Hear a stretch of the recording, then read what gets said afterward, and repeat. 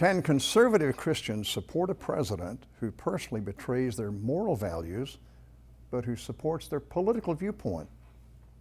We're talking about that topic next on Significant Insights.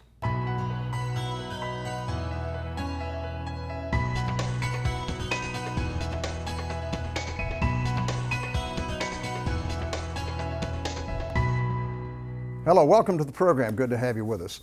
We're glad for you to join us with our roundtable format that we're incorporating into Significant Insights. Roundtables feature several guests, all weighing in on the topic of the day. Today, our outstanding guest will lend their viewpoints to the topic of faith, politics, and our political leaders. Specifically, we're asking the question if conservative Christians should support leaders who may reflect a lot of their political viewpoints, but don't personally embody their moral codes. My guests are Pastor Miles Holmes. He leads Revive in Collinsville, Illinois, and he immigrated to the United States from Canada in 2006 and travels across America with the gospel of Christ and a call to patriots to stand up for what has made America great. He also hosts the Facebook page Trump and the Great America with over 2 million followers. Good to have you with us. Great to be with you, Jerry. Looking forward to talking to you. Julie Roys is a veteran journalist, speaker, author, blogger, and radio host. She currently hosts the Roys Report on WYLL and various other markets around the country. Good to have you, Julie. Great to be with you, Jerry. Retired Marine Lieutenant Colonel K.J. Johnson is the director of the C.S. Lewis Institute in Chicago. K.J. holds 3 master's degrees, one each in philosophy of religion, military studies, and systematic theology. He also works with Ravi Zacharias International Ministries. Good to have all 3 of you with the program. President Donald Trump has been in office almost 3 years. From the very beginning, even during the election, a lot of controversy. And there's been a lot of controversy in the church, with a lot of accusations from both sides being tossed around and a lot of criticism from both sides.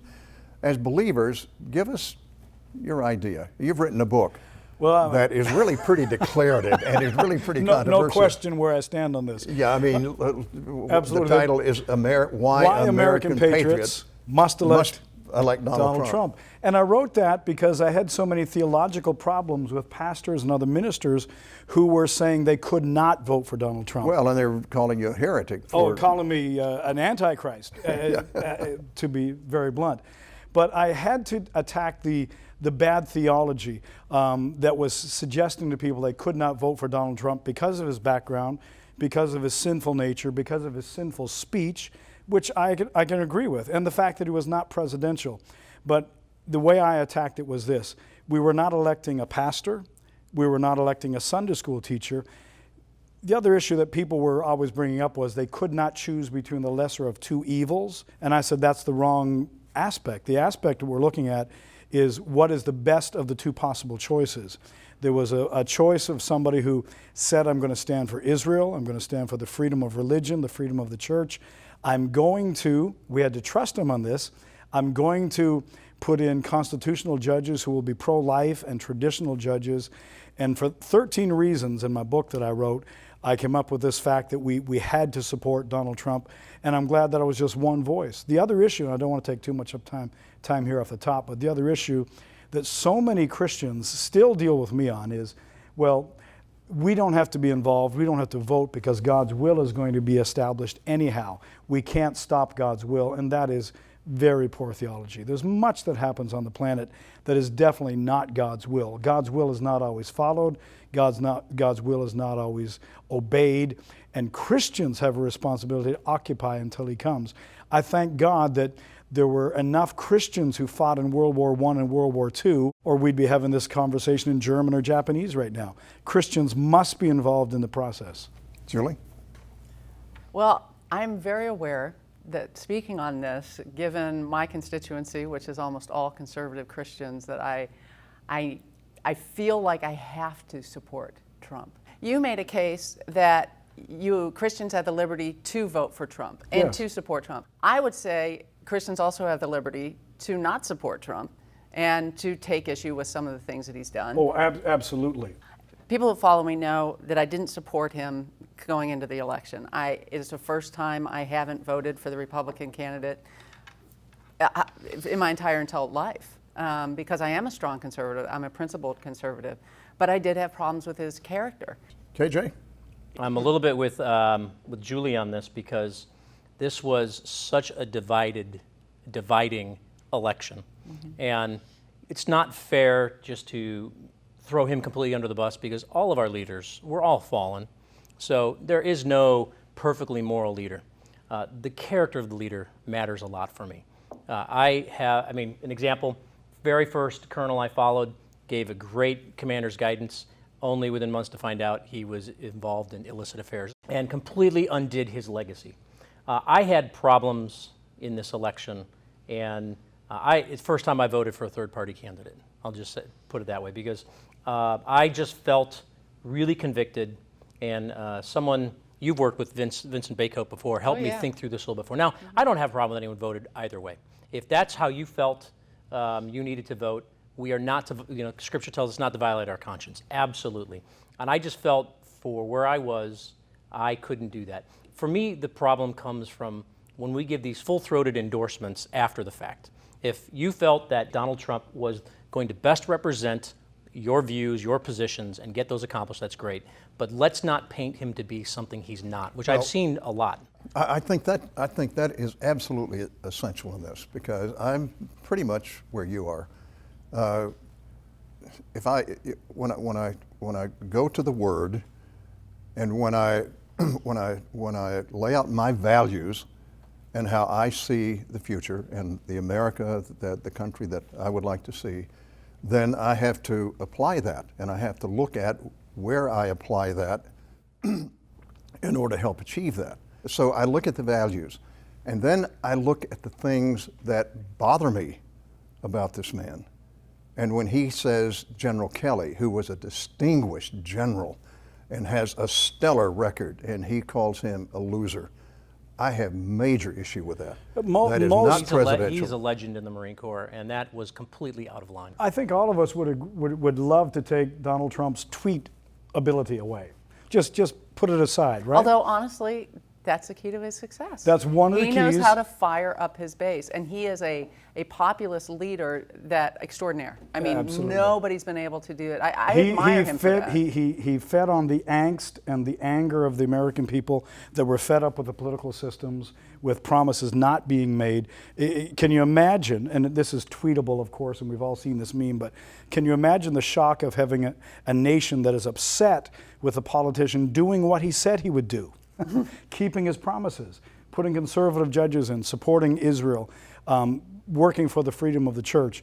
Now, there's so many issues we could talk about, but I have to get back to the fact that I can respect individuals like yourselves who voted for a third party. That's utilizing your right and your responsibility, I think, as a Christian in America to vote. What I do not understand, to not vote for anybody is actually giving 2 votes to your opponent. Do the math. If you're not voting for anybody, you're actually giving 2 votes to somebody that you may not want in power. We'll continue our roundtable discussion, politics, morality, and supporting leaders we even disagree with right after the break. Stay tuned. Who has he brought around him? Mike Pompeo, a Christian man. Mike Pence, a Christian man. He's brought around him Christian voices, Christian influences that are speaking to him. And as long as he gives them voice and gives them some respect, then he's going to make more righteous decisions than unrighteous decisions.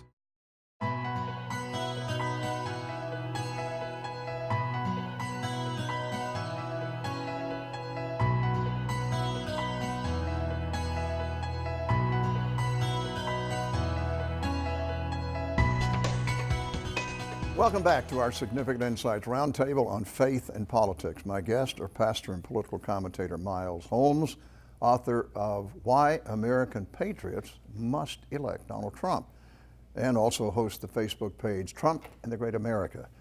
Journalist and writer Julie Roy is host of the Roy's Report on WYLL, and KJ Johnson, director of the C.S. Lewis Institute. The issue of, Julie, you were saying something before we left. Go ahead and finish that statement. Then I want to deal with the character issue. When it was the election time, we kept saying as evangelicals, we're not electing a pastor, we're electing a president. And yet I feel like the way that we've responded to him as evangelicals is like now he's almost sainted. You know, I mean, he's almost untouchable. Like we can't say anything negative about him because, and he has been a great friend of evangelicals. I think we've seen that. But I get really concerned. But on the other hand, there's everything said about him. Well, I mean, from the liberal He is one of press. the most criticized and maligned presidents, I think, in my lifetime. Absolutely. And he's been hit hard for this, but Russell Moore called this. A lot of people, back when Clinton was in office and he had his issues, we're talking about character, and now all of a sudden it's off the table. And so it does seem like we're being highly utilitarian Well, in our I would approach. say it's not suddenly off the table. It was off the table before. In fact, it began to be off the table during the Clinton impeachment, because that's when we had the public debates about whether or not character was really important, if you recall, for leadership. And we began then to say maybe it's just the competence that's most important, and that character But is not that evangelicals important. But fought if you also against look that. at Kennedy, huge, major. But it moral was character different issue. people who were making that argument. I think what's been, I think, disheartening is that the ones that were making that argument, say, take the Family Research Council, Tony Perkins. Love Tony. He was really big on character being huge, and then he seemed to soften on it when it came to Trump, you know, and I love Tony. I mean, he's wonderful. And I think, too, I think we're getting somewhat of a complex because the media, I mean, I looked at this Media Research Center poll, and they've put together, they do this study where they look at all of what ABC, NBC, all the major networks say about Trump. 90% has been negative since the election. Exactly. So, I mean, there's no doubt that the secular media has been skewed against Trump. But I think what happens sometimes, I think, is we can then feel sort of this martyr complex, and then he's our guy, right? So we're going to support him. And I just think we need to be careful. Oh, we when it comes to definitely have that. to be careful, and character matters. Don't misunderstand me at all. I want my leaders to be righteous leaders. I want my grandkids to be able to look up to my leaders and say, I want to be like that guy. You know. Can So your grandkids? Can not your not in every instance, no. But I think something also matters is the policy and the platform of the party that's represented. I actually read. It's amazing what you learn when you read. I read the Democrat platform. I read the Republican platform. The Democrat Party is anti-God, anti-freedom, anti-business, anti-Israel, anti-Bible, anti-family. Is anybody aware what the Democrat Congress has voted into law? It's not going to pass, but the Equality Act, which is a perversion of morality, a perversion of gender, and which absolutely guarantees that the church and a religious institution, that TLN network, this network, will not be able to have any righteous standards, will have to open bathrooms to everybody that wants to go in. That's what the Democrats are standing for. So to me, the party platform and what politicians are standing for that affect my life and affect my grandchildren are also extremely important. So I think party affiliation has to be important. There may be a time when I can't be a Republican. There may be a time when the Republican Party platform changes.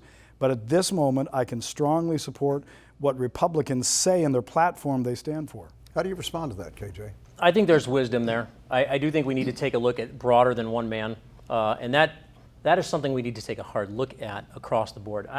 I do think, though, we can't minimize those aspects. He is the leader of this country, which is the leader of the free world, and it sets a tone. And we're going to build on this in the future. And so we need to guard against making political expediency the metric for our success. We're called first and foremost to be this faithful presence and to promote the gospel.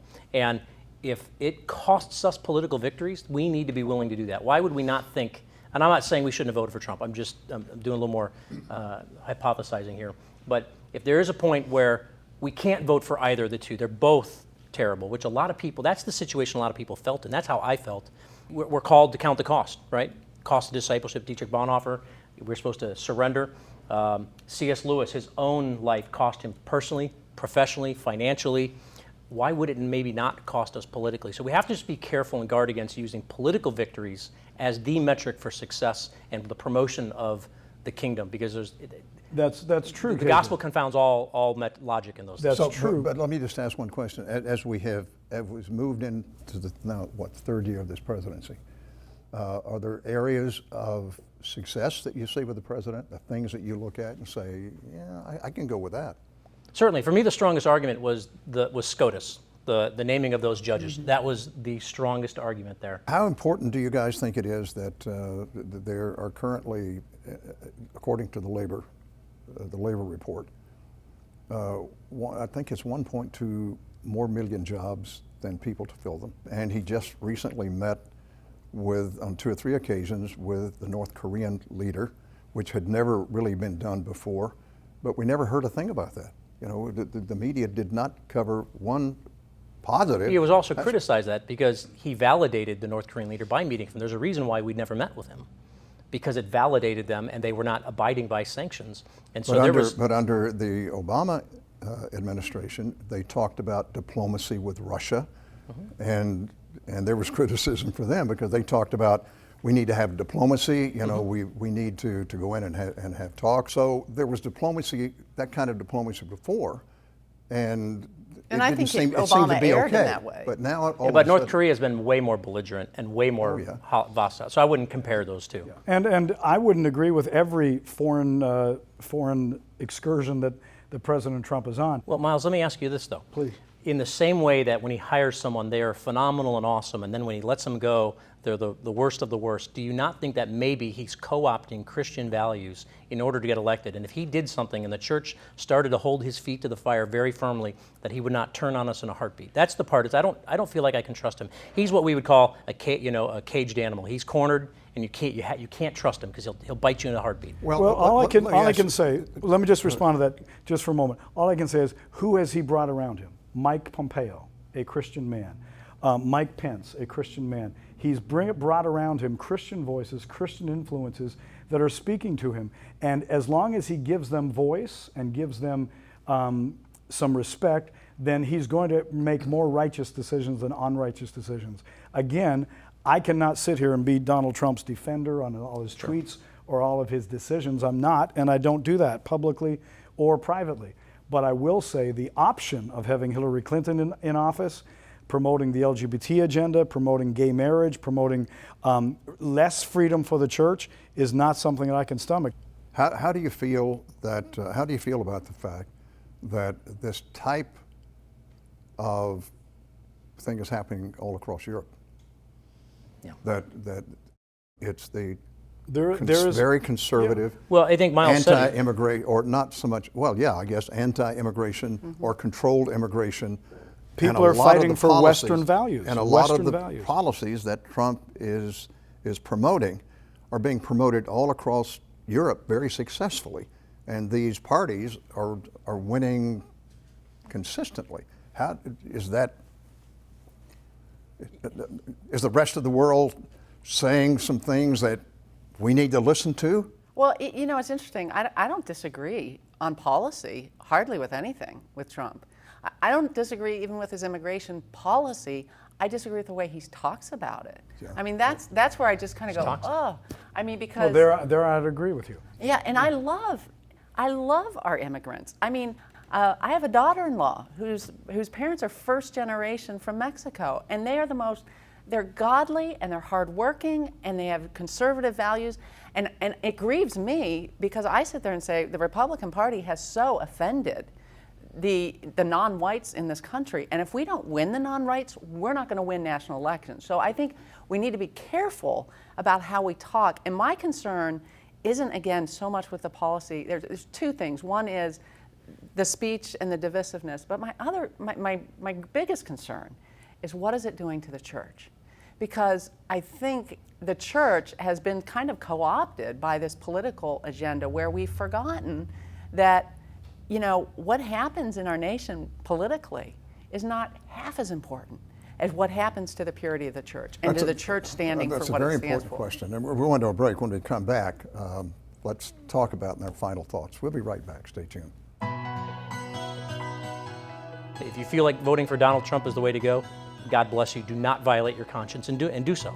However, let's not make him out to be something he's not, and let's not buy into a utilitarian view of things that the ends justify the means.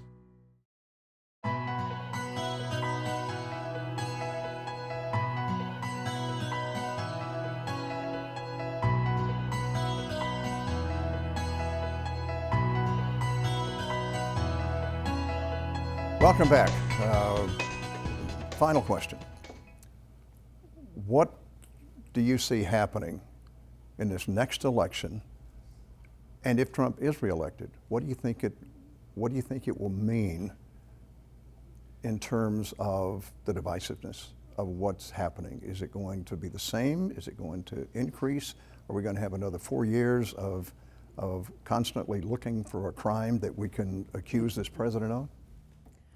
I think he'll get reelected. I mean, it's the economy's stupid, right? I mean, he's creating jobs. The economy's doing better. He lowered taxes. I think at the end of the day, if the economy's strong and it continues to look like it will be, I think he will get elected. I think there might be some calming down. I think everybody was like, blah, you know, when he got elected, it was just like this freak out session. I think people are calming down a little bit. I'm hoping, this is my hope and prayer. My hope and prayer is that he matures as a person, and that the people around him that you've mentioned, Miles, and I'm so grateful for them, that they can have an influence on him, and that he truly would start to change. But I'll be honest, I for the past 2 years have been wrestling with narcissist personalities, and I just don't see a lot of redemption in them, especially if they don't think they have a problem. And so that, I am concerned about that. Well, you know, he said at the beginning during the election process that I'm going to hire the very best people that are available in the world today. And what he didn't say is that I'm going to go through all of them. And promptly fired them all. Well, Miles? Jerry, I love this conversation. I love all of your insights and your thoughts. But I'm convinced that Donald Trump needs to be elected again because the future of America is at stake. And we are given, I believe the Lord is returning soon as well. We're given this opportunity, this moment of freedom to preach the gospel, to live the gospel.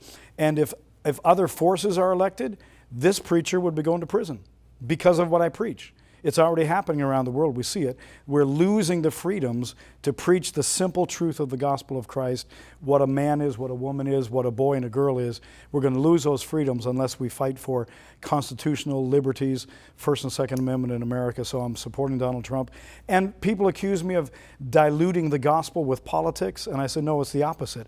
I'm actually infusing politics with the gospel, the good news of Christ. That's my passion. Good, Jay. I do think he'll be reelected. I would respectfully disagree. I think we often, every election is about the future and the stake of America. I am concerned he gets reelected, 4 years runs its course, then there'll be the backlash. And a lot of what's been done can be quickly undone. I do not believe that the means justify the ends. We need to be very careful. We're talking about all the good, but there's a lot of really bad that goes along with it. So I'm concerned about that. And Julie, you brought up the church, and that's my concern. Mm-hmm. And that's something, a little plug for Dr. Vincent Baycoat's book, The Political Disciple. He calls for us to take our public sanctification, our public witness, very seriously. And if you feel like voting for Donald Trump is the way to go, God bless you. Do not violate your conscience and do so. However, let's not make him out to be something he's not, and let's not buy into a utilitarian view of things that the ends justify the means. I want to thank all of you for being with me on the program. I really enjoyed this today. Very, very interesting discussion. Julie Royce, it's always a pleasure to have you on. Likewise. AJ, first Great to time be you've here. been on, but thank you. Thanks. And wonderful organization that you represent.